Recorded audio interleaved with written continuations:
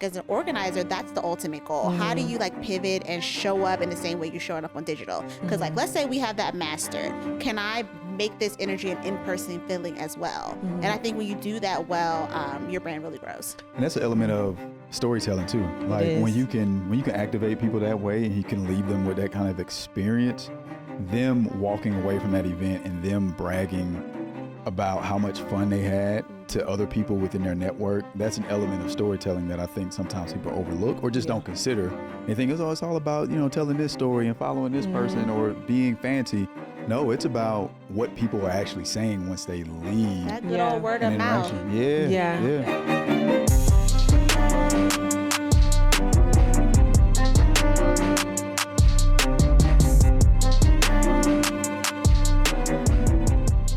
Ryan, what's on your shirt? Greatest.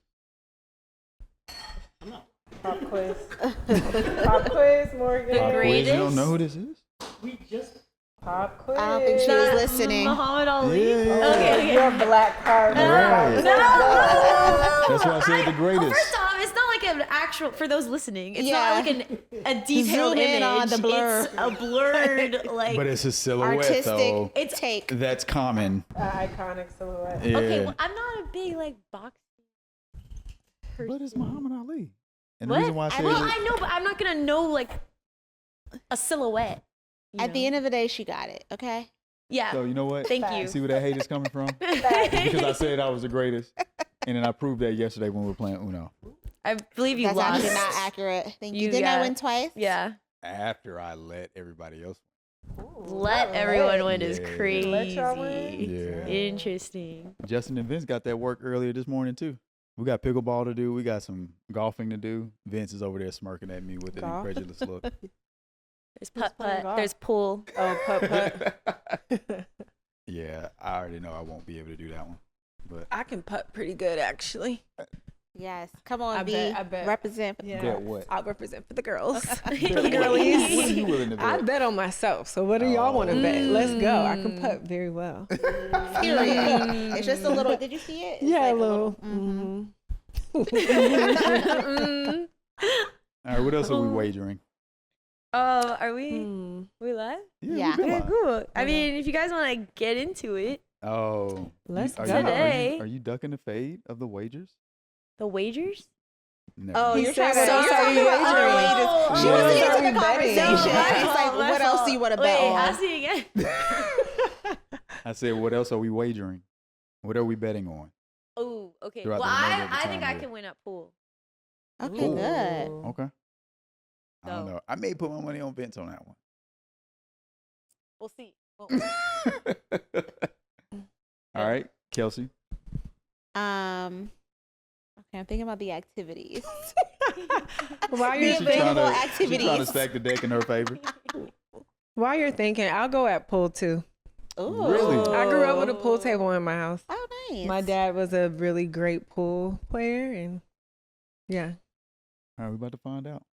So we got don't know. pool, we got Come putt back to putt. me. We're putting. I feel like I already represented and yesterday chipping. with Uno. you Okay, did. so you're Uno queen. Yes. No, it's not a. No.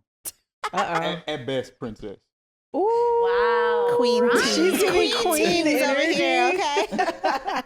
I'm too old to be a teams. princess. You That know that. part. You know that, Unk. Ooh. Oh, the All right, keeps auntie. coming up. Auntie. I'm for sure auntie. She is a for sure auntie. Yeah. All right, y'all. Okay. All right, what you got, Big Mo? So While you do that, let me make sure I introduce the pod. We are on another episode of the Heavy on Brand podcast. We got Morgan Williams, Kelsey Glass, and for the first time joining us is Valentina Barton. Whoop, whoop. All right, Morgan is kicking us off. I mean, so today we're getting into some fun stuff, Mhm. which is experiences, activations, and sitting, with all of you guys who are well versed in that world. I guess for starters, like when you're working with brands on events or activations or something where they can come into contact with their customer Mhm. base, Mhm. or who they're trying to connect with, what do you suggest off the jump with like the experience? Like what about the experience is important? Why? Anyone want to take it? I would be take it. Mm. I feel like you're a good strategizer around Mm-hmm. the event aspect of it. Yeah, so a little background. I have my agency specializes in events. In my previous life in corporate, I managed sports and entertainment events at a very high level, niched events, sponsored events, concerts, all types of events. So I think the core theme through any type of event or experience is you're curating an experience. You're curating a storytelling moment, whether it be for the people that are physically there experiencing it or for the people who aren't physically there, and you're creating content to show what that experience was about. I think it is rooted in strategy. If you do the right events, right, it's rooted in strategy of like, how does this event pipeline into a larger goal or a larger campaign or a larger strategy to show what we're doing, why we're doing it, whatever the case may be. And I think honestly, if you're doing any type of branding, storytelling, whatever the case is, if you don't have an event strategy somewhere in the overall strategy, you're missing the mark on how to really touch the people, the fans, whoever it is that you're trying to, engage with your brand.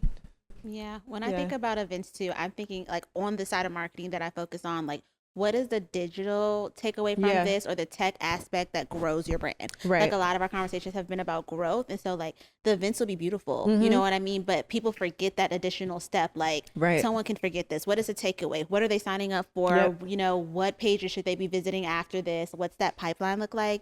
So I think that's the side of events that I think about in terms of making it as impactful as possible, especially because events are so expensive. They are. You know, like when you get into it and you do it well or you have a full build out, a lot of times people lose money at events, right? 100%. But did you get in front of the people that you really want to get in front of? Exactly. Yeah. I think and we work together on events, and I think that you are brilliant at the call to actions, you have the in-person experience, but what is the data after that? Yeah. What are we doing to continue that experience? Whether it be pushing out really dope content, whether it be, doing a follow-up email campaign that just continues the ROI and the reach. Yep. And a lot of people don't think of events that way. A lot of people just think, oh, I'm going to this cool thing, free It's gotta food, look good good. drinks, It's gotta look good. photos, Yeah. all the things. But it when people walk away from an event and say that was a cool experience, or I met this person or that person, or I look at this brand different, I was introduced to this, that's really how you know that it was a success.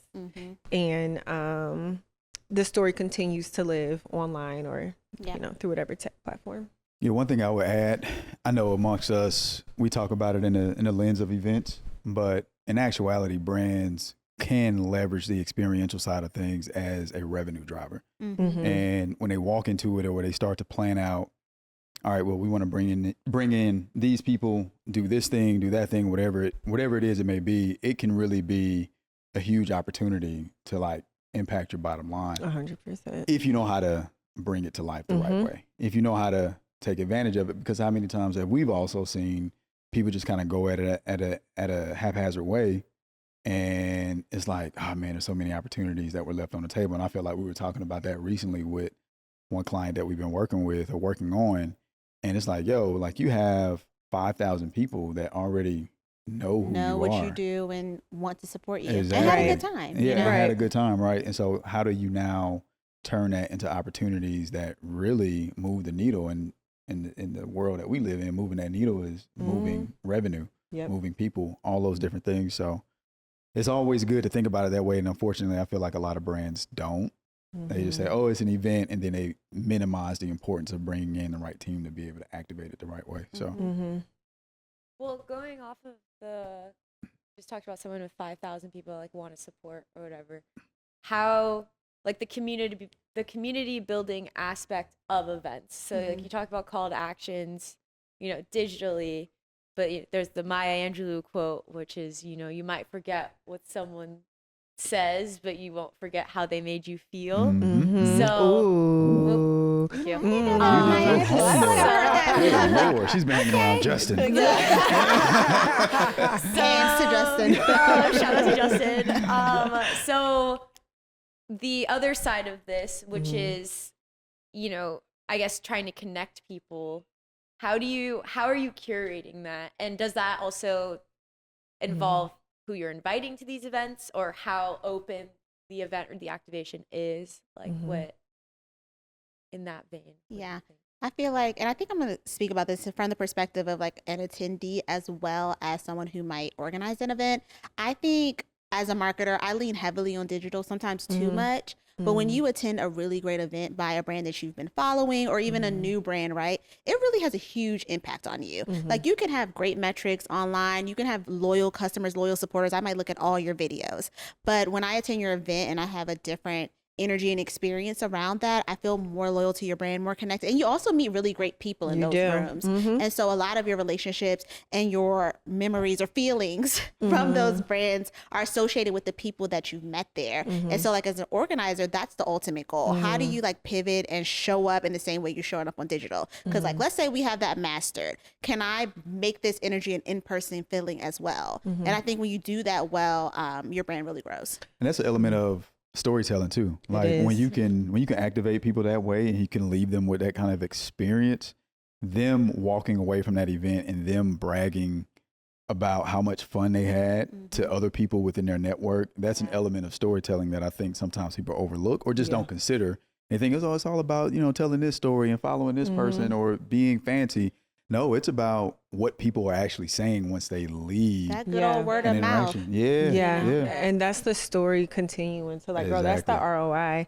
And I think on the other side of being the event organizer that's curating the experiences, to your point, I think a good events team curates the guest list, curates the flow from start to finish, right? Like I want people to come into this space and I want them to see the brand and activate with the brand. So you have social media, Instagrammable moments everywhere, hashtags, photo booth setups, or, certain networking moments where, I know like Brian's in the space and Kelsey's in the space. Let me figure out a way to make sure that they connect or whatever the case is. I think when you have those personalized touches, it goes a long way where people don't even realize I'm going to this, VIP reception that's curated for business owners and entrepreneurs.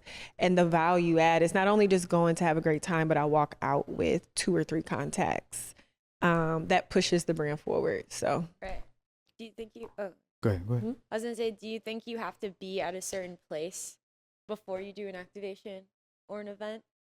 Like, before Your you know brand. who your audience is? Or do you think you can come out Well, the I gate will say with like some people, I think you should always do like audience research, even if you're not certain, you know who your target, you want your target demographic to be. But a lot of people do really great launch events too, right? So sometimes you'll get surprised by like who actually shows up to your launch event. And so I do think that that's a great opportunity to see, okay, I thought this was my target audience, but these are the people that supported me blindly. That's a quick ROI right there. You're going to support me or you're already in the door. So you might not have been my traditional target audience, but that's a great way to gauge who initially is connecting with the content or the theme of my organization, like who's connected with that. Yeah, one of the things I feel like it'd be cool for us to kind of dig into a little bit, because we've done so many different activations at this point now collectively, is there's the nice warm and fuzzies around day of, but what people don't see is everything that happens before. So the pre-production and the awful. pre-planning. It's why do we do this? The during. We're crazy. That's why I said I don't. We're crazy. Let her talk about it. It's the production as like day of, week of, whatever that looks like, and then it's the post. And I feel like very strategically, especially the 3 of you, touch it in very intentional ways. But let's start with like the pre-production side of things, because that's where, in my opinion, y'all keep me honest, in my opinion, that's where you either lose or win the success of the event. 1,000%. And V, I'll like tee it up for you as well, because we talked about this on a previous episode about, people really putting their dollars into marketing.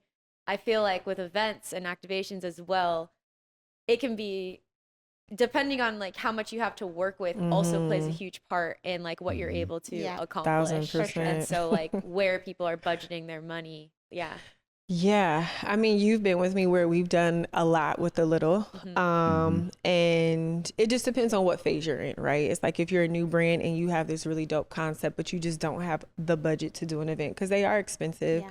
You just got to figure out, we're just creating an experience. Turn on some good music, have some pass bite, have a drink or two, and just get the right Invest in people the in the DJ, space. you know? Exactly. Make sure the Good DJ music, gets good vibes, food. you know? People are going to Still vibe with the memorable. event. But to Brian's point, like pre-production is everything. It's like the famous quote, what is it? If you fail to plan, or if you fail to plan, you'll plan to fail.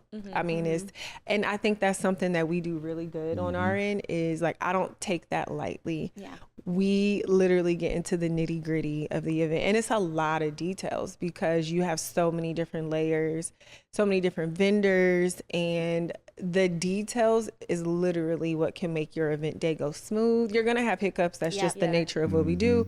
But when people show up, they know, okay, I go here, I do this, I come at this time, boom. I go here, I do this, I go at this time. When you have chaos, I think that is the most stressful, sickening feeling in the world because a lot of times you're on a tight timeline. People running around everywhere. You're have running a hard, even if everything's It's going just, well. You got on your track You're shoes. sprinting around. Literally, you are like on go Yeah. mode, but there's something about that like adrenaline rush, almost like an athlete. Like the adrenaline rush, you just get into your zone, you get into your mode, and you get it done. Yep. But the pre-production is so important, and I think it starts with your kickoff. It starts with building the right team, who are, one of my favorite terms is like a zone of genius. What is your zone of genius? What do you do really good? You stick with that, you build that, you come to the table with that checklist, and we all come together and activate.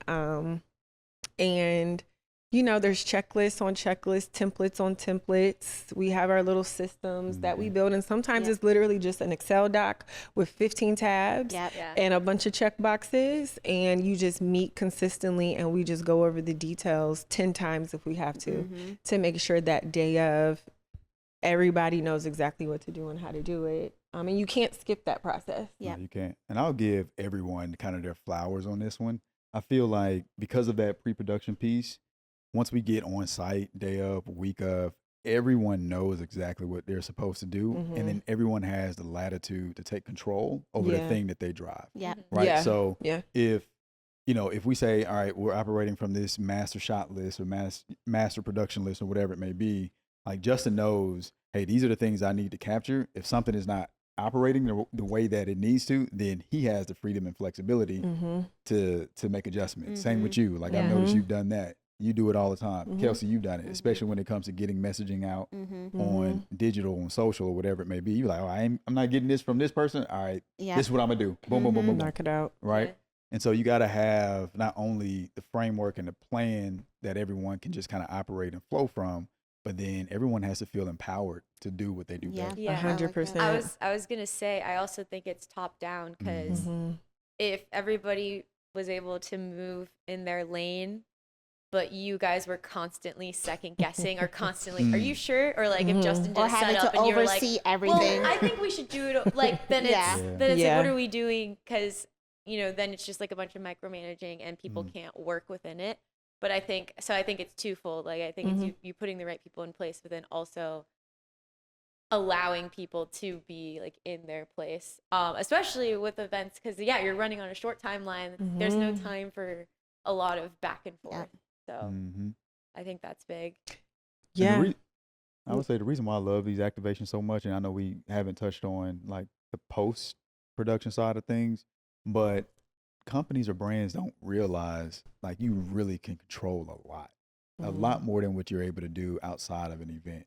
So if you know you're curating this event, you can run the ads to drive the right people there. You can target those people. You can collect information their day of, shoot all the content that you want. You can turn that stuff into ads later on. So in the post-production side of things, you can spin up other campaigns, sequences, or whatever it may be. Like you really control, I hate to say it, but you can in many ways control the fate of your success over the next 6 months.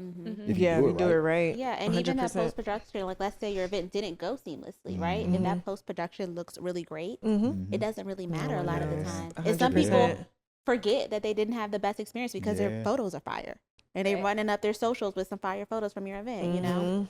No, that's true. That's true. I didn't even think about that. You know, it happens all the time. damn. It's like, It oh, y'all had a good does. time, didn't you? I know the line was long. That was some I know trash. the line I took too long, know. but No, y'all it were does. complaining. And it's really like a secret sauce almost of like having the experience on site be just as dope as the content after. And that just takes having the right people who understand how to do that. Yep. Because they're two different things. They're two different experiences at the end of the day. But when you do it right, it kind of just all encompasses into one, which I think is something we specialize in. Yeah. What would so you do these events, you're not doing them just for fun, like you're doing them for a reason. What is some of the data, I guess, that you're looking at post-event, post-activation to, I guess, gauge whether it was a success or not, or what you want to do differently like next time? Yeah. I feel like there's so many data points. Like the first data points that I'm looking at are actually like how quickly people sign up for the event once we drop it. Like if it gets ran up, you know what I mean? I know that people are excited. The event energy is going to be really good. And that kind of motivates you to kind of get on your P's and Q's. So it's not like this afterthought of like trying to close the number that you want to get to like day before. So that's like one data point that I look like, what was the timeline of like this percentage by day one, this percentage by that. And then I would say post event, one, like the number of new contacts that you have in your database is a huge thing. And then I would also say something that I pay close attention to is like your open rate post event of that like recap email. That kind of lets me know, oh, people are really excited. And generally, if your event is great, your email list or your email send post event will have a higher open rate. So for me, I'm like, if we average 20%, I want to see a 50% open rate after this event for me to feel like it was successful. Right. And sometimes it'll go up to like 60 or 70. And so people who clearly didn't attend also are interested or felt like there was an energy that they missed. So that lets me know that it was successful. Yeah, I would say the same. I look at like locations. It depends on the type of event, but like where did people travel in from? How did people find out about the event? So, you know, can we track, is it website, is it social, whatever the like entry points are to registering? Audience data, like who are the people that came, you know? How can we retarget these people after the event? First timers versus returning. Like it, to me, is cool to just see the type of people, right? And how they come in. And then, I think on the back end, it depends on the goal of the event, right? Like, are you trying to lock in sponsors? You know, we do events where we're doing this cool experience for, you know, people who sign up, but the real is we're trying to lock in 2 or 3 heavy hitter sponsors that we're inviting out to experience it, that saw what we did and they're like, I want to be a part of this next time. And that's what success is for the client. Is a good data point. This event costs us this much and we got this much covered for the next event. Exactly. Is that something you decide in pre-production? Is that important in pre-production? Yeah. As well as, like, the goal setting? 100%. I think when you are locked in with your client to say, what does success look like for you coming out of this, right? Outside of the experience that we're about to create, what is success? What do you ultimately want? And when the client gives you those 2 or 3 metrics, then it's our job to create the cool experience, but to also, when you're really good at this, land that success. Like, you can only control what you can control, but it's like, okay, let's get those people in the room. How can we make sure, you know, if we're doing an event for CT, how can we make sure Brian gets in front of A, B, and C, right? Let's create some cool networking opportunities so that he can land what that goal is. And when you do it that way and make the sponsor contact feel like a VIP or feel like from start to finish, this was just an A1 event, you'd be surprised on like, I want to be a part of this next time. And I think those are the personalized touches that, you know, you just need to be locked in with your client or whoever it is that you're working with to make sure that we touch on that outside of just all the hoopla of what we're about to do. Yeah, you can kind of, like, I noticed with the thing that we all did in, what was that, Austin? South by Southwest? Like, I knew probably maybe like a week or 2 beforehand that event was going to be a success because we were running ads on the front end. And I was sitting up and I was looking at the data. Cost per acquisition and all that and I'm like, people are signing up. And I kind of knew how many people attended last year. And I'm seeing how we're pacing this year. So it wasn't a surprise once we got on site because I knew once we got on site, we were going to show up the way that we were going to show up. We were going to get all the content that we needed. But then there was another company there helping source some of the like more of the logistical side of things. But it was no surprise that the client was happy, that there were more people that attended. The content was dope. We collected a ton of data and information on the people that attended. So I would imagine you know, they're probably in a space now or in a phase now where they're looking at all the things that have come in. How does that translate into the amount of money that they need to raise and all that good stuff? And how does that go into 2025 to prep for the upcoming event? So you have signals. Like if you know what you're looking for, Yeah. you have a sense of how something's going to be on the front end. Doesn't mean you won't have some shit to go wrong, Right. but Yeah. you know, you have a sense of whether or not something's gonna be a dope experience for sure. And when 100%. you're doing like repeat events, Mm-hmm. I feel like I've heard some back and forth about like email marketing and like an email list.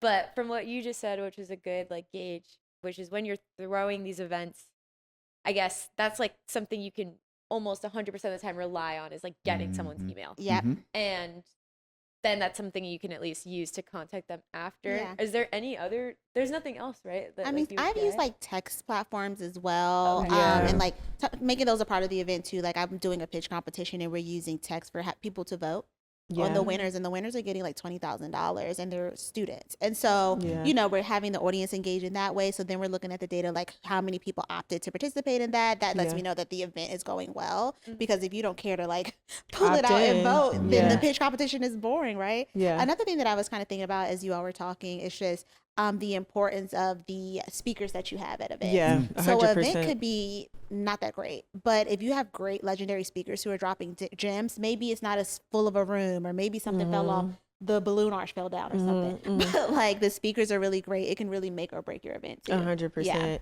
Yeah, and that's, I mean, you know, depending on the format, people want to see good content or Yeah. someone like, I've been wanting to see this person. You know, like when you go to festivals or wherever, and it's like, I'm going to the room just to meet this person, just to hear what they have to say. So if you curate the lineup to Yep. your audience, the engagement is definitely there. What you got, EP? She was Put in the Morgan on the spot. combo. Morgan's Okay. flowing. I guess, like, the she's last- an audience member the, now. the last thing I guess like or area that we can hit on is in terms of, so we talked about like storytelling with events. I guess big or small event versus maybe activation that someone can pop in and pop out of. How many different ways do you think you can share a brand story through a physical like experience, I guess? Because I think, you know, what we've covered this whole time is that like these can be huge moments to really get people in a short amount of time to like be invested in your brand or your product or your cause or whatever. So, you know, is there a spectrum of ways that you can do that, or is it has to be the $10,000 event that, you know, has a top-notch speaker? And Yeah, there's, I mean, go ahead. Yeah, here's one thing I would say at a very, very high level. I think the best events or activations, even the ones that are the most impactful, are the ones that can communicate or demonstrate how, what am I trying to say? How their event makes an attendee better in some form or fashion, right? So if they can communicate, like if you attend this event, this is how you get better as an individual, as a business. You're leaving with something valuable. And you're leaving with something valuable. So it's not necessarily about the people who are putting on the activation. It's more so around how do you communicate that story and that value through the people that actually attend it. Then I think that's where you start. Then you just need to feed them information in a multitude of ways so that they can continue to stay connected to it and not get fatigued with, you know, the same old run-of-the-mill type conversations that happens at a lot of these things that we've seen, right? But I think if you're kind of graduating people to, all right, well, you have this speaker series, but then you have these people that you can go connect with on a more intimate level, and then you have something that'll be delivered to you later on down the line, it's still all focused around like the attendee and what they get out of it, because they, in many cases, paid their hard-earned money, or they're just giving up their time. Yeah. So how do they keep leaving each interaction with, oh man, that was helpful, I can go implement this into my business, or I met that person that can introduce me to that person. And it's just kind of a domino effect, in my opinion. Yeah. And I would say most brands who do, I think, a wide range of basically different types of activations, well, like if I think about some of my clients, they might do the big things like Essence Fest and like Afrotech. Those are huge investments. But then throughout the year, they're doing like networking opportunities. Some of those like meetups at like really nice lounges and bars. Yeah, the events team is thinking about like what's the activation in place, but it's maybe more minimal, like QR codes around the room. There's just things that you don't have to spend as much money on. And the venue was free, and maybe you do like a small buyout at the bar. Once you hit that, it's done. You know, you got to pay for your drinks after that. But people still get in those rooms and connect. And they remember your brand. They remember that your brand helped connect them to their new partner or, you know, their new founder, co-founder, or whatever. So I think a lot of brands will invest in like the big ones that will really move the needle, but they do other ones really well throughout the year that might be free or lower charge for them, cost for them. Yeah. Well, I think we learned a lot in this conversation. That feels like a Between the Two Ferns. Y'all seen that? With is that the name of that show? Who's the Which host? one? Is that Galifianakis? Oh yeah. Wait, Oh, which that one? may be Unk status. No, it's a good one. I like that. I like that when you had that But show. that's Yeah. what that reminded me of, like how you close that out. I'm sorry, Mark. Oh, It was a okay. compliment. Oh, thank you. I think it was a great name. It was very buttoned up and put together. Yeah. And next time, heavy on brand. Thank you for joining us for another episode of the Heavy on Brand podcast. Hope you got some more value out of this. Again, if you want to stay connected with us, follow us at The Carbon Thread on IG, LinkedIn, Facebook, all the things, or visit us on our website at www.thecarbonthread.com. Yeah, we'll see you again. If you enjoyed this episode of the Heavy on Brand podcast, be sure to like, subscribe, and hit that notification button. And if you need more information on all things marketing and branding, check us out at thecarbonthread.com. Until next time, stay heavy.